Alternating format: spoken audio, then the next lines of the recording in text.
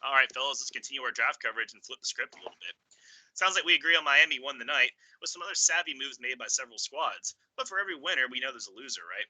So perhaps the biggest head scratcher of the night was Green Bay trading up to get Jordan Love, but they weren't the only team, possibly making some questionable picks. So Jay, same as before, who were your top three losers of the evening?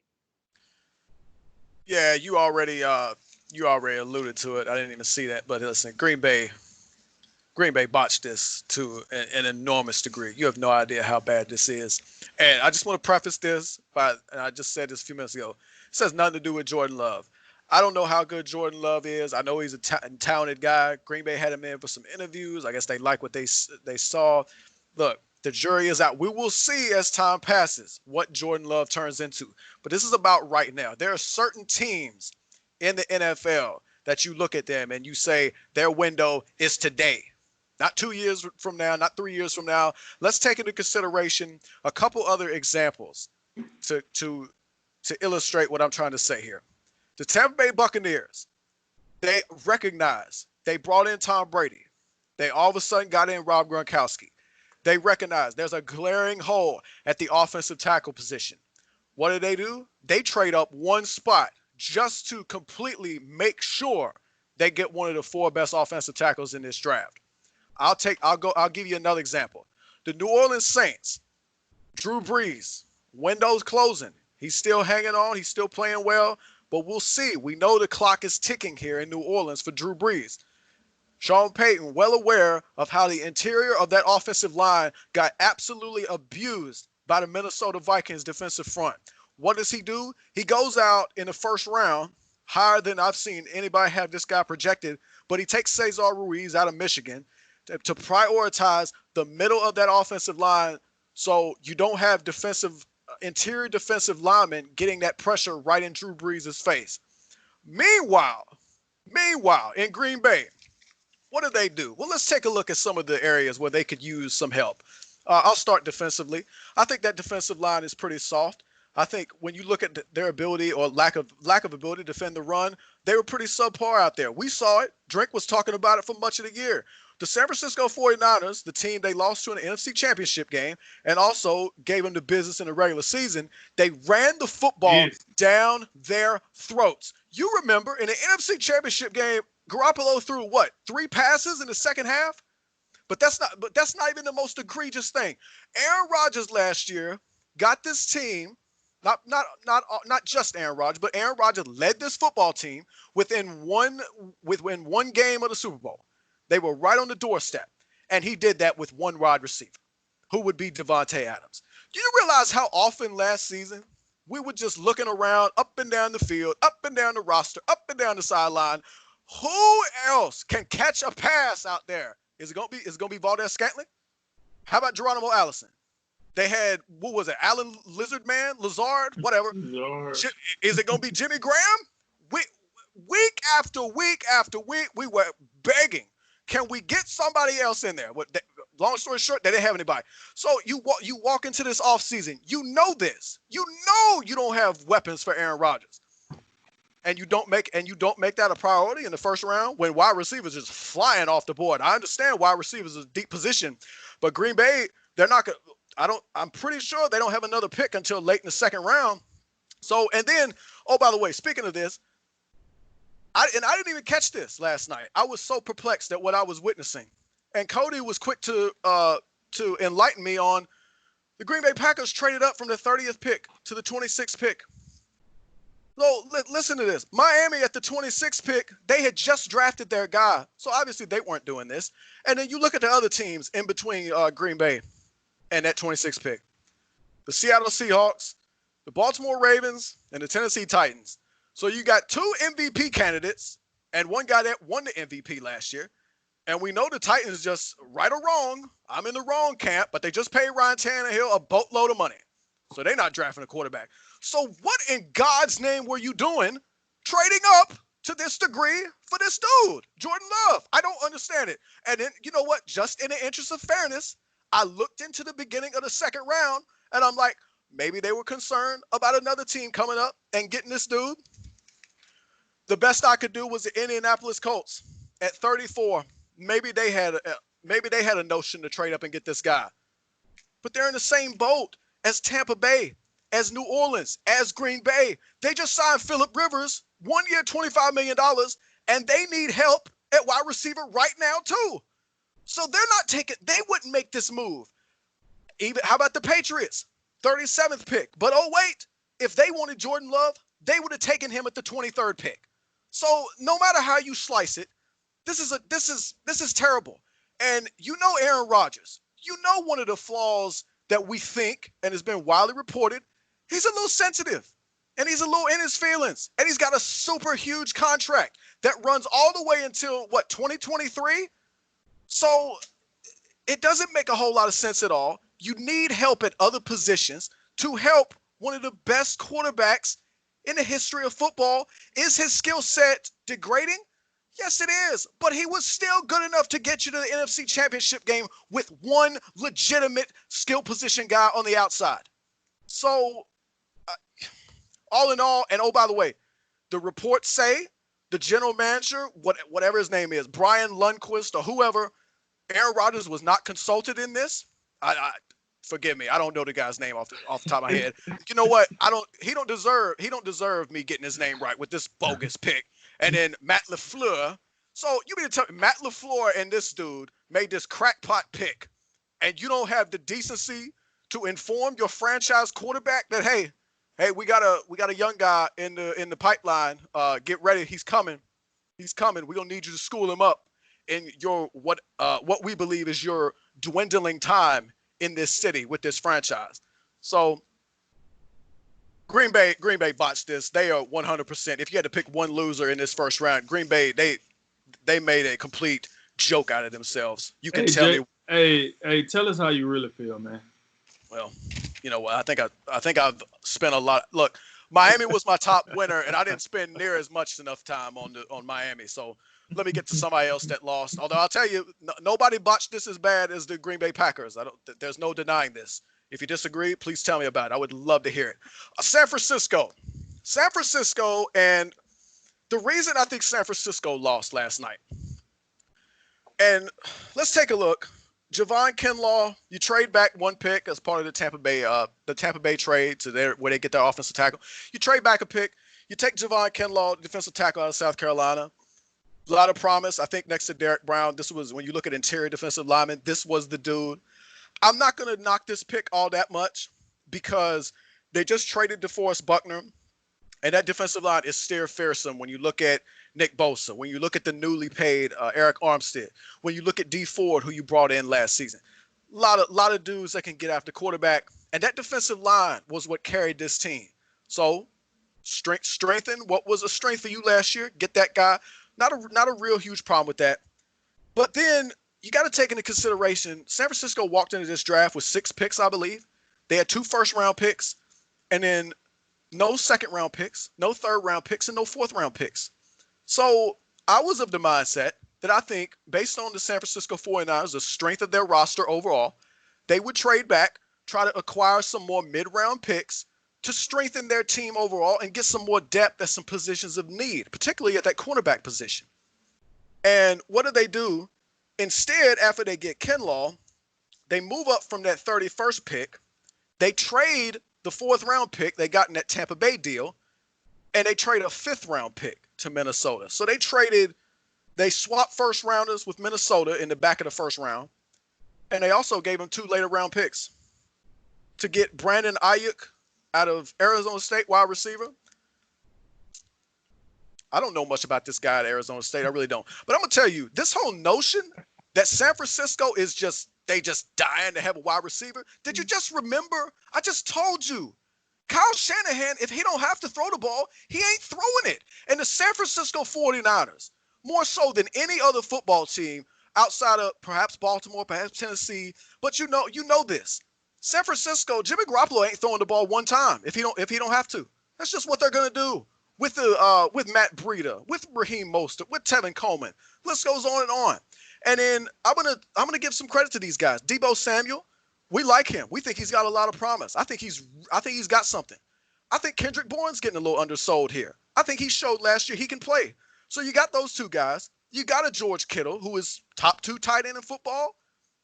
I think at minimum, you could make a great argument he's the best tight end in football. So you have all that going for you, but you got to have a wide receiver. Meanwhile, your secondary got some holes at the cornerback position. We saw Richard Sherman get burned at a key point by Sammy Watkins. We saw Emmanuel Mosley or Akilo Weatherspoon. It was one of them. Somebody was getting absolutely tore up in the playoffs last year. We were concerned. And then also, I mentioned this. In the middle of that defense, if there was one thing where they were a little susceptible, it was to the run game. They had some struggles last season defending the run. So maybe getting a linebacker in the mid-rounds that could, a bigger guy, more physical, could make plays inside the box. Because Quan Alexander and Fred Warner, to me, I look at those as more coverage linebackers. But you didn't do that. And now, with this trade that you've done, you have 5 picks total. I believe, because you had 2 fifth-rounders, a 6th and a 7th. Now you have 1 5th. You don't have any second-round picks again, no third-round picks, and no fourth-round picks. So I don't know. Maybe Kyle Shanahan and John Lynch just want to take today off, and I guess they'll roll into the draft late tomorrow because there's no fourth-round picks either. But I just think overall with the San Francisco 49ers, they missed an opportunity to trade back, acquire some picks, and fill out this roster a little bit more complete because, the secondary, the linebacking core, you're not going to fill them in this draft now unless you get lucky with your 5th, 6th, and 7th. So that's where I'm at with them. And then the Raiders. The Raiders, I look at the Raiders here, and you talk about the Khalil Macks and the Amari Coopers and the trades that they made. I think they're out of first-round picks now from those deals. They've used them all. Based on what we saw last year, you talk about reaches. My Lord, Cleveland Farrell, no disrespect, but the 4th overall pick, I didn't see anything last year in his game with the Oakland Raiders that warranted a 4th pick. Josh Jacobs, we like him. Great pick, slam dunk, just outstanding. I just, from time to time, I don't know what Nick Saban, Josh Jacobs is 3rd running back. I don't, that's neither here nor there. But they got that one right. Whoa. Hey. Take it easy there. They got that one right. Oakland got that one right. Josh Jacobs, love him. Hate that I got to watch him run over the Denver Broncos twice a year now. But listen, and then I look at the kid, Abrams out of Mississippi State. We don't know. The jury's still out. He was injured last season. But then this season, Henry Ruggs at 12, you can talk me into that. But CeeDee Lamb and Jerry Jeudy, I would have went that route. I looked at Ruggs as the 3rd best receiver in this draft. I look at CeeDee Lamb and Jerry Jeudy, and I would have taken them before those guys. And then Damon Arnett. ESPN had him rated as the 58th best player in this draft, and they take him at the 19th pick. So, at minimum, you've got 2 severe reaches, like on your tiptoes, everything for Farrell and Arnett. And then Ruggs and Jacobs, I like them, but we don't know about Abrams. But 2 of these picks in the last 2 years look highly questionable, including Damon Arnett. Sometimes I'm wondering, I don't know, really, do these guys does Mike Mayock watch anything other than the college football playoff? Two Alabama picks, a Clemson guy, and now Ohio State. I'm a little confused. Well, all 3 of these teams. He took Abram. He wasn't. Yeah, well, I don't know. I don't know what tape he watched. I guess somebody was like, "Hey, man, maybe we should watch somebody other than these 2 teams, Clemson and Alabama." And now Ohio State, they can play right. Somebody else. Have some variety in your game. Listen, all in all, I didn't mean to get this upset about the 49ers and Raiders, but Green Bay got me all out of sorts right now. They're going to rue this day. This is going to be a problem going forward. Make no mistake about it. Somebody get that guy a cigarette. Look, all right, so. Sip on some water. So listen. Here's how I look at that. All right. I got my 3 picks, and I'm not gonna go in it as extensive. I didn't get worked up. But listen, 2 of the 3 teams that Jay mentioned, I do agree with them. But my team that I differ was the Los Angeles Chargers. Look, to be honest, I'm just not overly impressed with most of the things that I'm not overly impressed with most of the things that Justin Herbert do outside of his arm strength and his mobility. But I guess I had to take into account where the Chargers picked. He was the best quarterback available, and he is a multi-year starter. I do give credit for that. I love guys that come out as multi-year starters, and he's one of them. But when I seen him in big games, I just went sold. I just didn't see the goods. Seen him against Auburn, I didn't see the goods. Utah, didn't really see the goods in there either. Hell, I even throw in the game with Arizona State. The goods was kind of lost in that one too. So when I look at Justin Herbert, for him to be a senior, I mean, he messed up by not coming out last year. He should have came out last year. If he was a top 2 pick last year, 2 years ago, I should say, he should have came out 2 years ago, because this year he got steamrolled by Joe Burrow. Even a broke half done tour steamrolled him. It was like, and Jordan Love probably was giving him a run for his money in this draft. So I think he made a grave mistake by waiting. But listen, only time will tell. We will see how bad this analysis will go, how bad it will age, and maybe he might come out and be something totally different, and I could be totally wrong. But I wasn't overly impressed with that. Now, look, Las Vegas, y'all done went to Vegas and lost y'all damn mind.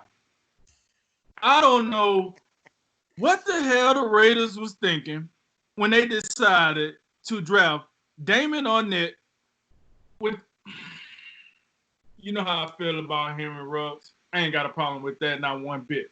But this Damon Arnett, you taking it too far now, John. Mike. This pick was about as bad as the owner haircut. This ain't gonna work. I don't know what the hell we was thinking, but this ain't gonna work. The only logic you can give me that makes me understand why they picked this guy is because he's a cornerback out of Ohio State. We do know in the recent years, cornerbacks out of Ohio State have blossomed. They didn't pop. There's a lot of Pro Bowlers and all pro corners from Ohio State that's showing their worth. So I'm not gonna knock it. Maybe they know something we don't. But just like Jay said, I mean, you talking about a reach. This is wasn't Mr. Incredible from Fantastic Four. They reaching all the way. They doing some things here. So I didn't understand that one. And then my third one was, as you so eloquently put it, what the hell is Green Bay doing with this Jordan Love pick? Why are we trading up to get a quarterback that we could have got with our own pick? Why are we not getting a wide receiver? Hold up, bring that back. We didn't get a wide receiver? And I don't... My only logic is, before I wrap this up, is they're ready to move away from Aaron Rodgers. That's the only logic I can see is you're saying, bump you, Rodgers. We're working towards the future. We don't care about the plan now. We want to get you out of here, so we draft your heir apparent. That's all I can see. It's no other scenario, and Jay laid it out, so you know what I'm saying? I'm just going to take what he said. There's no other scenario that you can roll out that makes me think, yeah, man, you know what? I ain't think about it like that. That's a fantastic pick. No, you just ready to move on. And if you're ready to move on, then who am I to say otherwise? But I just don't understand it. You in a prime window. You was just in the NFC Championship game, and it's not like the NFC conference is a bunch of scrubs. I mean, you got to play some teams to get to where you get. So what's the problem here? Oh, by the way, we did see what Minnesota did last night in the draft, right? The other team in their division. So, yeah, y'all keep flopping around with old Jordan Love, and Minnesota just going to do what they do. As much as we bang on Kirk Cousins, we know he can get the job done. Let's see, can you get the job done if Jordan Love ever called into action? So, yeah, man, my three teams was the Los Angeles Chargers, the Las Vegas Raiders, and the Green Bay Packers. That's who lost in the first round. Y'all know I'm just happy the Jaguars didn't mess it up too bad. Otherwise, this segment would have been the entire show. Yeah, so I got, and y'all say real quick, I don't have Green Bay on my list. Jay made excellent points across the board. The only thing I'll say is I give teams passes on quarterbacks because I feel like if you think the guy is your guy, you just do it and then you worry about it later. But no, they have that guy right now. Highly questionable, the timing and whatnot. And they could get some weapons. back in the later rounds. It's not like they're going to completely abandon Rodgers, but they denied him a premier offensive talent by doing what they did and using that pick on Love. And now we're already seeing as the second round's underway, the wide receivers have been ran on in the first 2 picks. So good luck, Green Bay. But real quick, I'll give y'all 3. Seattle. I was not happy with the Jordan Brooks pick. Poor Russell Wilson, man. This dude, y'all go out and get a run-stuffing linebacker to combat the likes of Hopkins, Fitzgerald, Sean McVay's big brain offense. Now Jimmy G throwing a Deebo Samuel, George Kittle, and Brandon Ayuk. Yeah, that's great. That's really going to help. How do you not get pass rushing help when you had guys like Gross Matos and Epineza were hanging out? Or at the time you could have gotten Wilson, Isaiah Wilson, Josh Jones, Urza Cleveland on offense, and none of those picks would have been reaches. It's not like you would have had to have reached down to your needs. Like any of those picks would have been perfectly fine at 27. And you're like, no, this linebacker to go sit behind the 2 guys we already got. I mean, I get that's a position that in the future you're going to have to address. But that's a really super luxury pick for a team that really should be looking at winning right now. In Philly, I can't really get on board with the Jalen Reagor pick. I get it. The guy's getting this like elite game-breaking speed that everyone wants now, and he would have had more production with a better quarterback on his team. But this team needs help right now, and Rager's this raw guy. He's not likely to pick up that system and be like a shining like guy right away. And he has a history of drops. And Philly, you really want another dude that drops the ball? Come on now. It's just that's really not what they need. Like Philly's kind of that window's been slowly closing. And there were much more day one ready wide receivers that could have stepped in and made an immediate impact and been a big help to Carson Wentz, especially a bigger body that can just go up and get it. And this is kind of where I think Philly could have took a base hit, and instead they kind of leaned in and tried to swing for the fences. And I don't know if it worked out. And Jay hit on San Francisco a lot too. I don't need to rehash the whole thing. I just think from a business perspective, the picks I don't mind. I mean, Kinlaw came in as high as a 9th overall pick, and then Ayuk looks like a really fun player in that Kyle Shanahan sort of offense. My gripe is like it's just bad business. You need these guys on cheap contracts, and you're not going to regret it this year. I think Kinlaw's going to step in and be pretty good, and so is the other guy. But in 2 or 3 years, when you have salaries and business decisions to make and come up, you're going to want a couple of those cheaper guys you could have had, where instead you went ahead and took 2 luxury picks. Like, seriously, Kinlaw, as good as he is, 4 first-round picks isn't good enough on that defensive line. You really got to have 5. There's not a 5th guy that could have just played a spell and been okay in Butker's place. Like, this is – you really broke, had to don't have fix him. it. I guess not, but I mean, we see that defensive line only got you so far, and Kinlaw probably isn't going to produce like Buckner is, at least his first season, and he has some history of injury concerns, so I don't know. I didn't care for that pick. And real quick, my honorable mention does go to Los Angeles for getting Kenneth Murray. I don't like the Herbert pick. I agree with you, Drink, but I love the Kenneth Murray pick, and I thought whoever got him would have a steal in the draft, and him on that defense, oh yeah, that's going to be fun.